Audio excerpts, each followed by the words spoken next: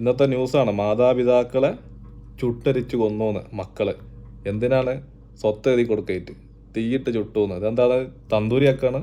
ചിക്കനാ തീയിട്ട് ചുടാൻ? എന്തെങ്ങോട്ടാണ് ഈ പോക്ക്?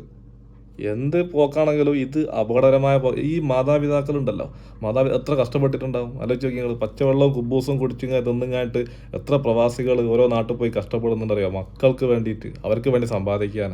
ഇത്തരത്തിലുള്ള മാതാപിതാക്കളൊക്കെ കുറച്ച് ചിന്തിക്കുന്നത് നല്ലതാണ്. സ്വന്തമായിട്ട് കുറച്ച് ജീവിക്കാനും കൂടി മറന്നു പോകുന്നവരാ പല മാതാപിതാക്കളും മക്കൾക്ക് വേണ്ടിയിട്ട്. അപ്പോൾ മക്കൾക്ക് വേണ്ടിയൊക്കെ ചെയ്യണം, പക്ഷേ സ്വന്തമായിട്ട് ജീവിക്കാനും കൂടി സമയം കണ്ടെത്തണം. അവിടെയാണ് പ്രവാചകന്റെ വചനങ്ങൾ, മാതാപിതാക്കളോട് അക്ഷരം പോലും പറഞ്ഞു പോകരുതെന്നും അവരെ കാൽക്കീഴിലാണെന്ന് നിന്റെ സ്വർഗം എന്നുള്ള ആ തിരുവചനം നമ്മൾ ഓർത്തു പോവുകയാണ്. ഇത്ര മഹത്തായ വാക്കുകളാണ്. നമ്മളൊക്കെ പഠിച്ച അങ്ങനെയാണ്, മാതാപിതാക്കളെ കാലിൻ്റെ അടിയിലാണ് സ്വർഗം എന്നാണ് അല്ലേ. അതേ മാതാപിതാക്കളെ എത്ര ആ മക്കളെ കുറിച്ച് എന്ത് സ്വപ്നം കണ്ടിട്ടുണ്ടാവും, ആ അമ്മ എത്ര സഹിച്ചിട്ടുണ്ടാവും, ആ കൈ വിരൽ പിടിച്ച് എത്ര നടത്തിച്ചിട്ടുണ്ടാവും, ആ ചുണ്ടിൽ എത്ര മുത്തം കൊടുത്തിട്ടുണ്ടാവും.